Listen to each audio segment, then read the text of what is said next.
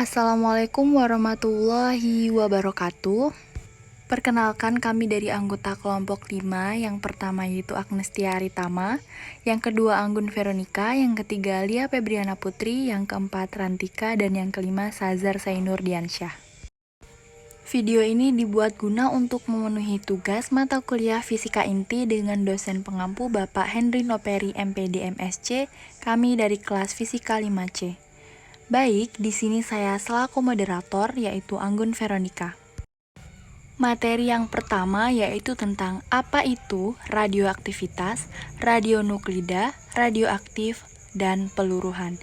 Materi ini akan disampaikan oleh pemateri yang pertama yaitu Saudara Sazar. Radioaktivitas. Radioaktivitas disebut juga peluruhan radioaktif. Radioaktivitas adalah kemampuan inti atom yang tidak stabil untuk memancarkan radiasi dan berubah menjadi inti yang stabil. Proses perubahan ini disebut dengan peluruhan dan inti atom yang tidak stabil disebut radioisotop. Materi yang banyak mengandung radioisotop disebut zat radioaktif. Radioaktivitas ditemukan oleh H. Becquerel pada tahun 1896. Becquerel menamakan radiasi dengan sinar uranium. 2 tahun setelah itu, Marie Curie meneliti campuran senyawa lain dan menemukan bahwa campuran senyawa thorium juga memancarkan radiasi yang sama dengan campuran senyawa uranium. Dan sifat pemancaran radiasi seperti ini diberi nama radioaktivitas. Radionuklida. Radionuklida atau nuklida radioaktif atau radioisotop atau isotop radioaktif adalah suatu isotop yang memancarkan zat radioaktif atau memiliki energi nuklir yang berlebih, sehingga membuatnya tidak stabil. Radionuklida dapat memancarkan radiasi seperti partikel alfa, partikel beta, dan sinar gamma. Radioaktif. Radioaktif atau radiasi yang berasal dari bahan radioaktif adalah suatu bentuk energi yang dipancarkan oleh atom atau molekul yang disebarkan melalui ruang atau materi sebagai partikel ataupun gelombang elektromagnetik. Peluruhan. Peluruhan radioaktif disebut juga peluruhan nuklir atau radioaktivitas. Adalah proses pemecahan inti atom yang tidak stabil sehingga terjadi kehilangan energi berupa massa dalam diam dengan memancarkan radiasi seperti partikel alfa atau inti helium, partikel beta elektron atau positron dengan neutrino dan sinar gamma. Peluruhan terjadi pada sebuah nukleus induk dan menghasilkan sebuah nukleus anak. Satuan internasional untuk pengukuran peluruhan radioaktif adalah Becquerel atau Becky, yang diambil dari nama fisikawan Prancis Henry Becquerel.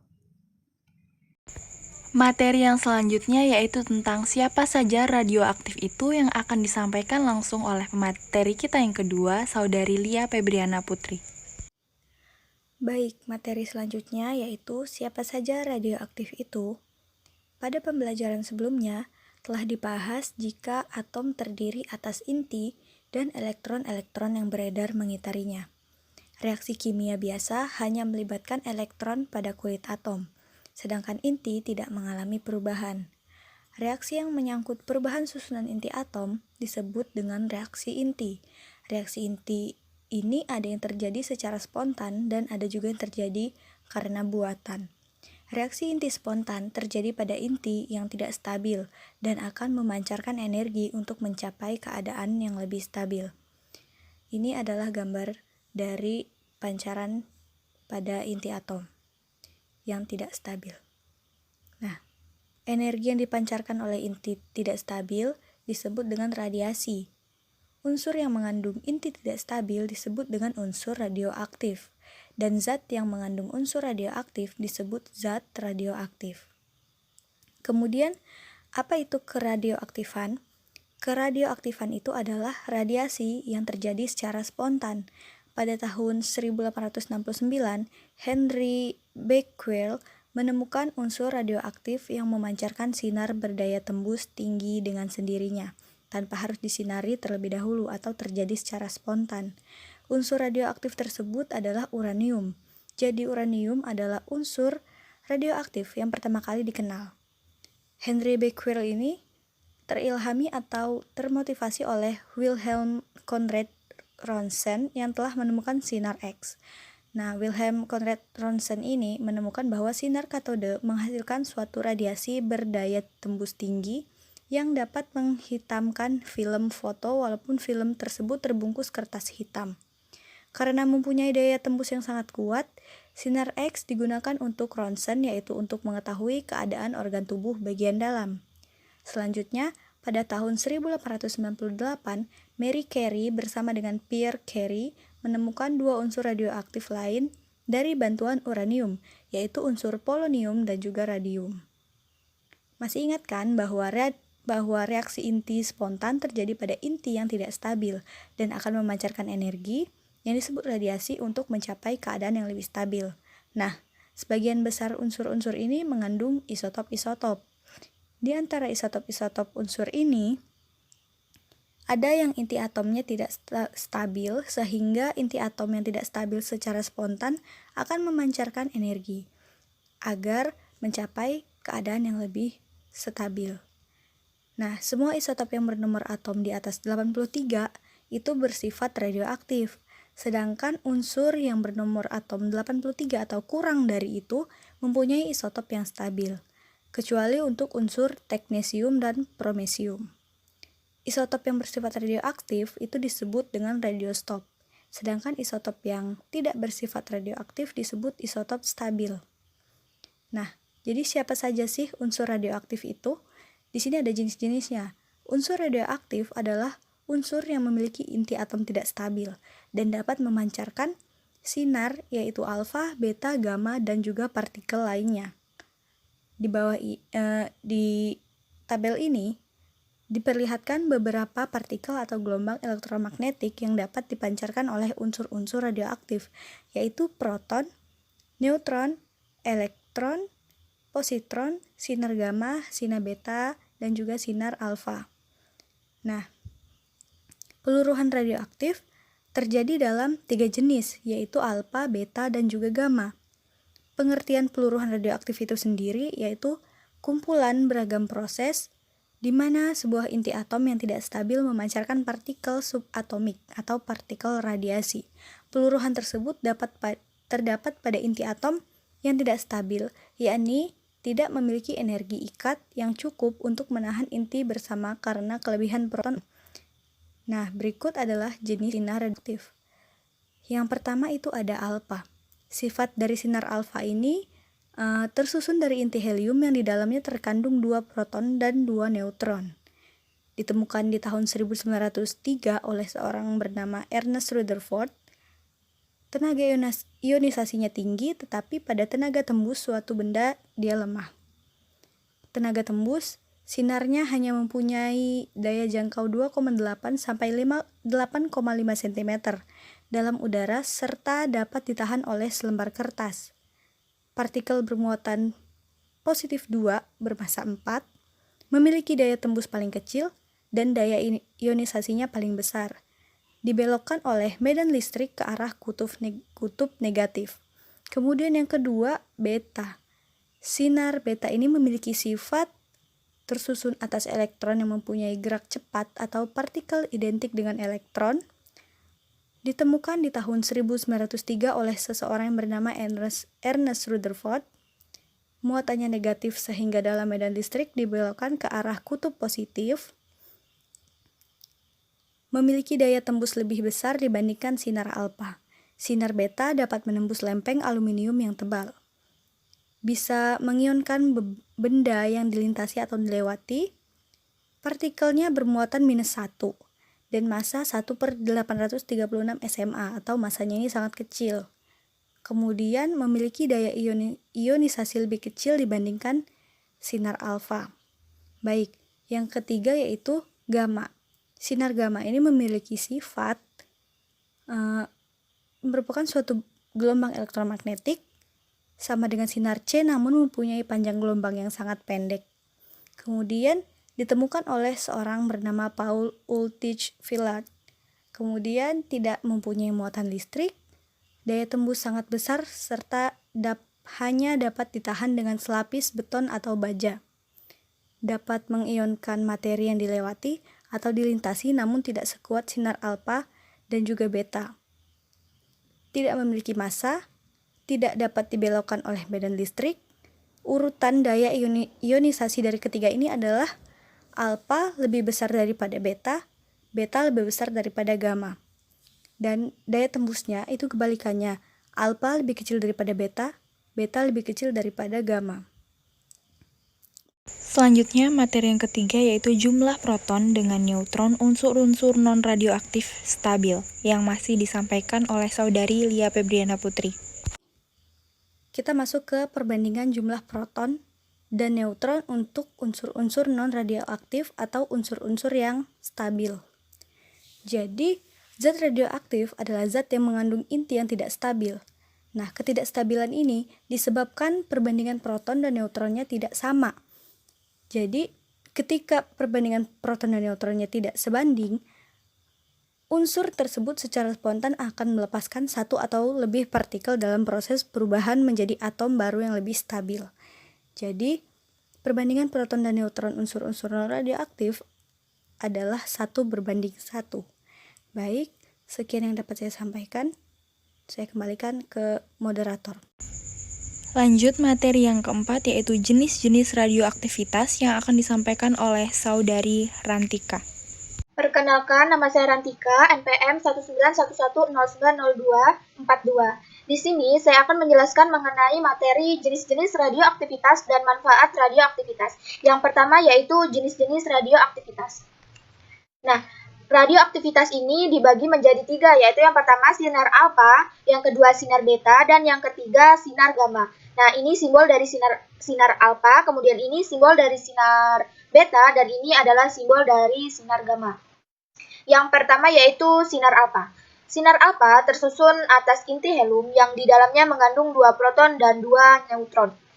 Yang selanjutnya ditemukan pada tahun 1903 oleh Ernest Rutherford pada tahun 1971 sampai 1973. Muatannya positif sehingga bisa membelok ke arah kutub negatif dalam medan positif. Daya ionisasinya tinggi, tetapi daya tembus terhadap suatu bendanya rendah. Kemudian, daya tembusnya kecil, sinar alfa hanya memiliki daya jangkau 2,8 sampai 8,5 cm dalam udara dan bisa ditahan oleh selembar kertas biasa. Yang selanjutnya yaitu sinar beta. Sinar beta tersusun atas elektron-elektron yang geraknya cepat. Nah, sinar beta ini ditemukan pada tahun 1903 oleh Ernest Rutherford pada tahun 1971 sampai 1973. Muatannya negatif, sehingga di dalam medan listrik membelok ke kutub yang positif. Daya tembus lebih besar dibanding sinar alfa. Sinar beta bisa menembus lempeng aluminium yang tebal. Bisa mengionkan benda-benda yang dilewatinya. Selanjutnya, sinar gamma. Nah, sinar gamma ini adalah gelombang elektromagnetik serupa dengan jenis sinar C tetapi memiliki panjang gelombang yang sangat pendek. Nah, ditemukan oleh Paul Ulrich Villard. Nah, sinar gamma ini tidak memiliki muatan listrik karena tidak bisa dibelokkan oleh medan listrik atau medan magnet.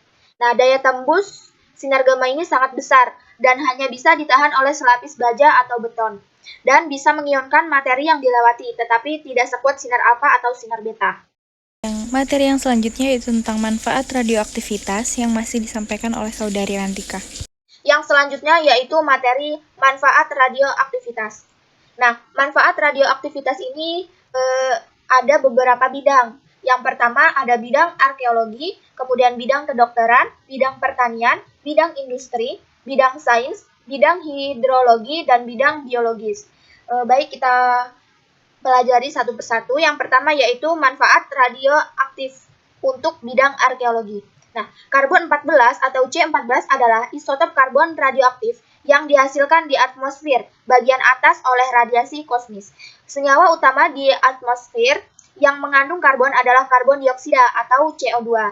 Sangat sedikit sekali jumlah karbon dioksida yang mengandung isotop C14. Tumbuhan menyerap C14 selama fotosintesis. Dengan demikian, C14 terdapat dalam struktur sel tumbuhan. Tumbuhan kemudian dimakan oleh hewan, sehingga C14 atau karbon ini menjadi bagian dari struktur sel pada semua organisme.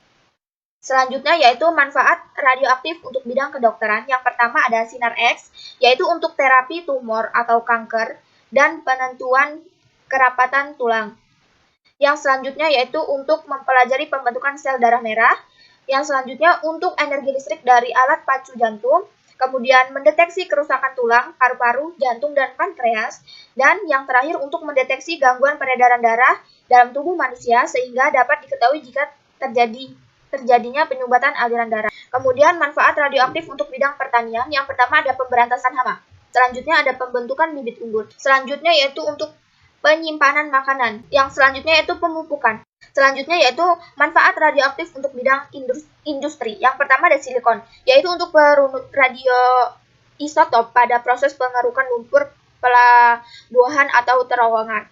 Yang selanjutnya yaitu untuk meningkatkan mutu tekstil, contohnya yaitu mengubah struktur serat tekstil. Selanjutnya yaitu radiasi sinar gamma dapat digunakan untuk memeriksa cacat pada logam atau sambungan las, yaitu dengan merongsen bahan tersebut. Selanjutnya yaitu pada bidang sains dan hidrologi. Yang pertama bidang sains ini yaitu ada iodin untuk mempelajari kesetimbangan dinamis, kemudian ada oksigen untuk mempelajari reaksi esterifikasi, dan yang selanjutnya ada karbon untuk mempelajari mekanisme reaksi fotosintesis. Selanjutnya ada bidang hidrologi, yaitu yang pertama ada NaCl untuk menguji kecepatan aliran sungai atau aliran lumpur, dan NaCl atau Na2CO3 untuk mendeteksi kebocoran pada pipa bawah tanah. Yang terakhir yaitu ada manfaat radioaktif untuk bidang biologis, yaitu yang pertama untuk mempelajari mekanisme fotosintesis untuk mengetahui asal-usul atom oksigen yang akan membentuk senyawa glukosa atau oksigen yang dihasilkan pada proses fotosintesis. Yang selanjutnya mempelajari proses penyerapan air serta sirkulasinya di dalam batang tumbuhan. Selanjutnya mempelajari pengaruh unsur-unsur hara selain unsur-unsur N, P, dan K terhadap perkembangan tumbuhan. Sekian yang dapat saya sampaikan, saya kembalikan ke moderator. Materi yang keenam yaitu bahaya radioaktivitas yang akan disampaikan oleh Saudari Agnestia Aritama. Baik, terima kasih untuk moderator. Materi yang terakhir yaitu tentang bahaya radioaktivitas. Bahaya radioaktivitas. Pencemaran zat radioaktif adalah suatu pencemaran lingkungan yang disebabkan oleh debu radioaktif akibat terjadinya ledakan reaktor-reaktor atom serta bom atom. Limbah radioaktif adalah zat radioaktif dan bahan serta peralatan yang telah terkena zat radioaktif atau menjadi radioaktif karena pengoperasian instalasi nuklir yang tidak dapat digunakan lagi. Yang paling berbahaya dari pencemaran radioaktif seperti nuklir adalah radiasi sinar alfa, beta, dan gamma yang sangat membahayakan makhluk hidup di sekitarnya. Zat radioaktif pencemaran lingkungan yang biasa ditemukan adalah 90 Sr penyebab kanker tulang. Makhluk hidup yang terkena radiasi atom nuklir yang berbahaya biasanya akan terjadi mutasi gen, karena terjadi perubahan struktur zat serta pola reaksi kimia yang merusak sel-sel tubuh makhluk hidup baik tumbuh-tumbuhan maupun hewan ataupun binatang. Kesimpulan yang didapatkan yaitu radioaktivitas adalah kemampuan inti atom yang tidak stabil untuk memancarkan radiasi dan berubah menjadi inti yang stabil. Jenis-jenis radioaktivitas yaitu ada sinar alfa, sinar beta, dan sinar gamma. Radioaktif adalah suatu bentuk energi yang dipancarkan oleh atom atau molekul yang disebarkan melalui ruang materi sebagai partikel ataupun gelombang elektromagnetik. Semua isotop yang bernomor atom di atas 83 bersifat radioaktif. Manfaat radioaktivitas terdapat dalam beberapa bidang, di antaranya ada bidang arkeologi, kedokteran, pertanian, industri, bidang sains, hidrologi, dan bidang biologis. Sekian yang dapat saya sampaikan, kembali ke moderator. Demikianlah presentasi dari kami, kelompok 5 Fisika Inti kelas 5C. Kami akhiri, wassalamualaikum warahmatullahi wabarakatuh.